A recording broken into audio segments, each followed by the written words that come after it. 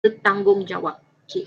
Apa yang membezakan dedikasi bagi kamu orang mungkin dengan dedikasi dan bertanggungjawab adalah dua kriteria yang patut ada. Iaitu pertama, okay, bila kita mengajar, okay, kita tanggungjawab kita kepada anak-anak murid kita. Kreatif dan inovatif. Sama ada untuk menjungkir bakat-bakat yang ada dalam diri pelajar. Kadang-kadang kita tak tahu pelajar ni dia ada 1001 macam bakat yang kita belum nampak, yang belum digilap. Tetapi kalau seorang guru tu dia kreatif, dia boleh menggilap sebutir permata yang ada di kalangan pelajar.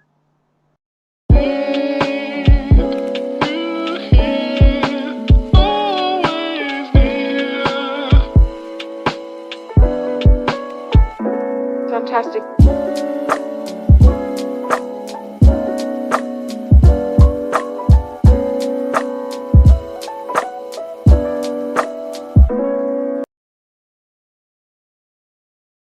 Assalamualaikum warahmatullahi wabarakatuh dan salam sejahtera. Nama saya Nur Aisyah binti Balpaki, pemegang nombor matrik D2019-2091379. Dan bagi tugasan wawancara insan guru profesional KPG 3013, kumpulan kami telah berjaya menemu ramah dua orang guru, iaitu Puan Syarmila dan juga Puan Syuhaila, di mana Puan Syarmila merupakan guru pendidikan moral dan Puan Syuhaila merupakan guru dalam bidang matematik. Sepanjang sesi wawancara dijalankan, kami telah mengajukan pelbagai soalan dan dalam masa yang sama kami juga telah memperoleh pelbagai input dan juga perkongsian daripada Puan Syarmila dan Puan Syuhaila. Antara soalan yang kami telah ajukan adalah tentang apakah ciri kepribadian guru yang unggul ataupun guru yang baik. Menurut Puan Syarmila, antara ciri yang telah beliau ketengahkan adalah rajin bertanya. Menurut Puan Syarmila, sekiranya kita sebagai seorang guru ditempatkan di mana-mana sahaja sekolah, benda pertama yang harus kita lakukan adalah rajin bertanya, ringankan mulut untuk bertanya. Hal ini adalah kerana sekiranya kita rajin bertanya, dalam masa yang sama kita juga akan mendapat input ilmu mengenai sekolah dan juga pelajar-pelajar yang sedia ada di sekolah tersebut. Bagi jawapan Puan Syuhaila pula, ciri kepribadian guru yang unggul adalah seorang guru itu sanggup belajar secara terus-menerus. Kiranya seorang guru itu ingin mengekalkan momentum murid-murid di dalam kelas, momentum yang baik murid-murid di dalam kelas, guru juga harus sama-sama belajar bersama murid, bukan murid saja yang belajar. Bagi ciri kepribadian yang tidak sepatutnya ada pada guru pula, Puan Syarmila dan Puan Syuhaila telah berkongsi pendapat yang sama, iaitu seorang guru itu tidak boleh sekali-kali mempunyai sikap malas. Secara keseluruhannya, seperti yang kita semua sedia maklum, untuk menjadi seorang pendidik ataupun seorang guru bukanlah satu tugas yang mudah ataupun senang. Dan pada pendapat saya, hasil daripada wawancara ataupun perkongsian dan input yang telah dikongsikan oleh Puan Syarmila dan juga Puan Syuhaila sedikit sebanyak telah membuka mata kami tentang bidang pendidikan dan juga telah memberi suntikan semangat kepada kami sebagai bakal guru satu hari nanti. Assalamualaikum dan salam sejahtera. Nama saya Siti Sarah binti Cahil. Pada hari ini saya akan berkongsikan refleksikan diri saya sepanjang tempoh saya berwawancara bersama kedua orang guru yang sangat memberi inspirasi kepada saya serta rakan-rakan saya. Guru yang pertama adalah guru bidang pendidikan moral, iaitu Puan Syarmila Aruna Salam dari Sekolah SMK Konkrit Kuala Lumpur, dan guru yang kedua pula adalah guru bukan bidang pendidikan moral, iaitu Puan Syuhaila binti Suding daripada SMK Serilungun. Sepanjang tempoh wawancara dilaksanakan, saya dapat lihat banyak perkongsian yang dikongsikan oleh kedua-dua guru tersebut, memandangkan mereka adalah guru yang banyak pengalaman serta guru panitia kepada subjek pendidikan moral serta matematik. Sepanjang tempoh wawancara juga banyak kekurangan yang saya lihat, terutamanya daripada diri saya sendiri.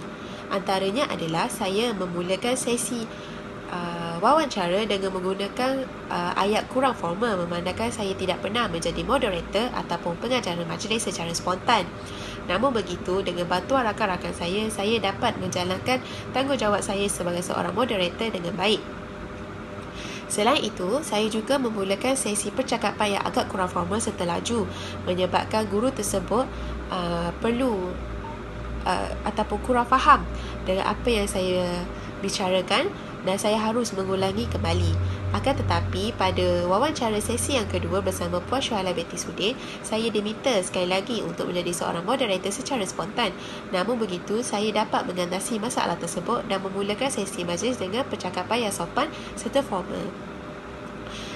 Kekurangan yang kedua yang saya hadapi adalah saya terlalu gemetar serta berdebar kerana saya tidak pernah menjadi seorang moderator atau pengacara majlis. Namun begitu, saya juga dapat mengatasi masalah tersebut pada wawancara yang kedua. Dan dengan bantuan rakan-rakan juga, saya dapat menjalankan tanggungjawab saya dengan baik. Sepanjang tempoh wawancara dilaksanakan, saya dapat lihat banyak perkongsian yang dikongsikan oleh guru-guru. Serta beliau juga menceritakan ciri-ciri kepribadian seorang guru ataupun menjadi seorang guru yang baik. Yang pertama adalah untuk menjadi seorang guru haruslah mempunyai sikap bertanggungjawab atas tugasan yang diberikan ataupun tanggungjawab yang digalaskan. Menjadi seorang guru adalah tugas yang mulia di mata Tuhan serta mata masyarakat. Yang kedua pula, haruslah mempunyai sikap kreatif dan inovatif kerana pelajar pada zaman kini adalah generasi yang baru dan generasi yang terpengaruh dengan teknologi. Dengan itu, seorang guru haruslah mempunyai sikap yang kreatif serta inovatif dalam menceriakan lagi sesi pengajaran dan pembelajaran. Yang ketiga pula, haruslah mempunyai keyakinan dalam diri untuk menyampaikan ilmu kepada pelajar. Serta yang keempat adalah mempunyai sikap jenaka supaya sesi pengajaran dan pembelajaran boleh diselitkan dengan jenaka dan mengurangkan lagi masalah kepada pelajar serta dapat memeriahkan lagi sesi pengajaran tersebut. Antara perkongsian yang dikongsikan oleh kedua-dua guru tersebut, ia sangat memberi inspirasi kepada saya serta rakan-rakan saya yang lain. Saya juga berterima kasih kepada Dr. Vasanta atas tunjuk ajar yang diberikan serta rakan-rakan yang lain atas kerjasama yang diberikan.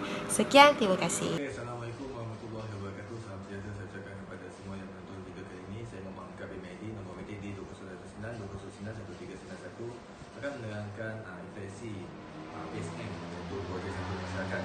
Jadi sebelum program dijalankan, kami sekumpulan telah berbincang untuk mencari topik yang sesuai untuk dilaksanakan supaya memberi banyak impak dan manfaat kepada masyarakat. Jadi semasa perbincangan topik yang ingin dilaksanakan, pelbagai konflik dalam pemilihan telah timbul. Walau bagaimanapun, kami sekumpulan telah berjaya atasi melalui perbincangan dan kertas kerja kepada pensyarah.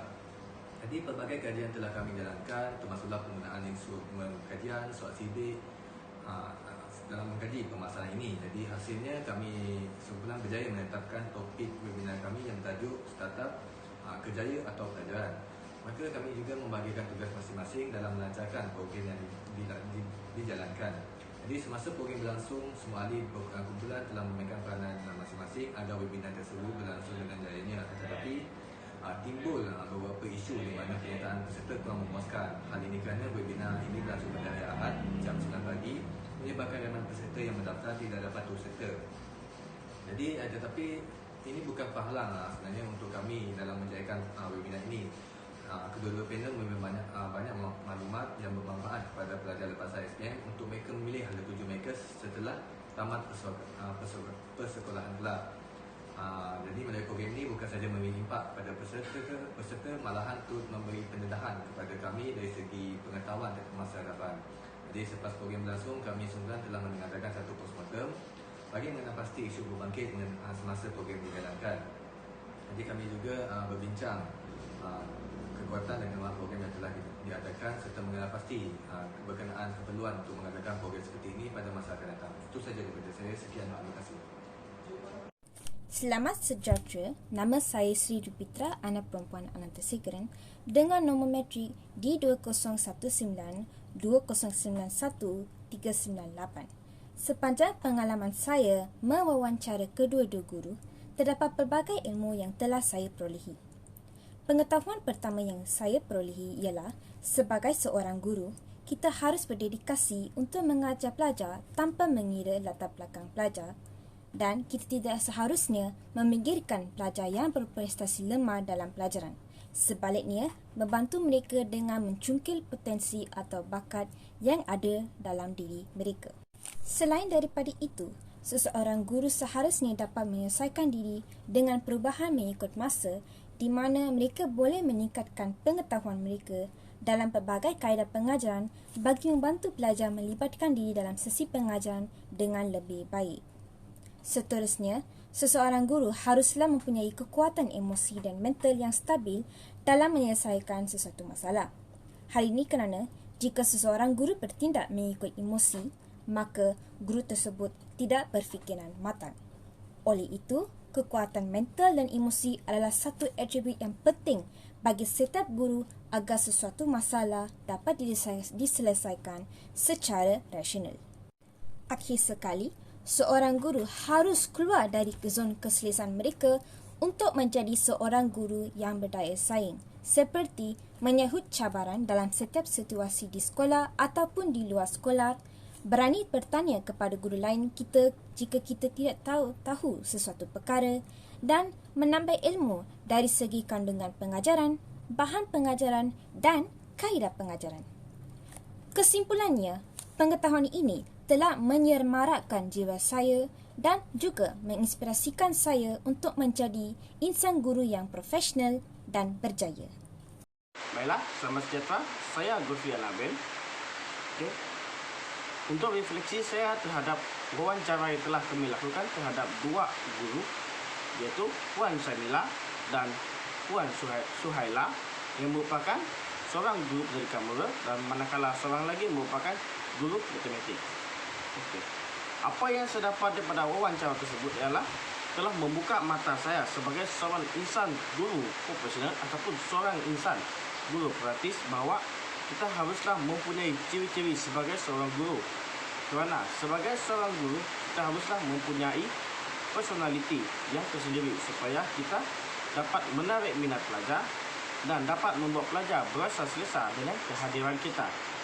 Bukan sekadar mempunyai ciri-ciri sebagai seorang guru, namun kita juga haruslah mengetahui tanggungjawab kita sebagai seorang guru ataupun sebagai seorang pendidik. Kerana sebagai seorang pendidik, tugas kita bukan hanya di sekolah ataupun di luar bilik darjah dan di dalam bilik darjah, tetapi tugas kita adalah boleh berkomunikasi atau boleh berhubung dengan komuniti luar di luar sekolah atau seperti ibu bapa, masyarakat dan orang sekitar. Selain itu, sebagai seorang guru, apa yang dapat saya fahami ialah kita memerlukan kreativiti dan inovasi dalam menjadi seorang pendidik yang mampu membuat kaedah pengajaran terbaru atau mampu mengubah ataupun mewujudkan kaedah-kaedah pelbagai jenis kaedah pengajaran yang baru. Okay. Hasil daripada wawancara tersebut juga telah membuka minda saya bahawa sebagai seorang pendidik kita haruslah sentiasa memahami akan keadaan dan persekitaran sekolah kita. Sebagai contoh, sebagai seorang guru, kita haruslah mengetahui latar belakang sekolah tersebut, latar belakang komuniti di sekolah tersebut, dan paling penting adalah kita haruslah mengetahui akan latar belakang pelajar-pelajar dan murid di sekolah tersebut, terutama pelajar yang dalam bilik darjah kita. Kerana apa yang paling penting ialah bila kita dapat menghubung ataupun lebih dekat dengan komuniti, maka secara tidak langsung akan melahirkan perasaan sebagai seorang pendidik. Kita akan mendidik pelajar, tak kira pelajar lemah ataupun pelajar pandai, dengan cara yang tersendiri, iaitu kita akan menggunakan pelbagai kaedah, pelbagai cara mengajar, pelbagai jenis aktiviti yang mampu membuat pelajar tertarik dengan pengajaran kita. Okey. Kesimpulannya dapat disimpulkan bahawa sebagai seorang guru kita harus bersikap inovatif, kreatif dan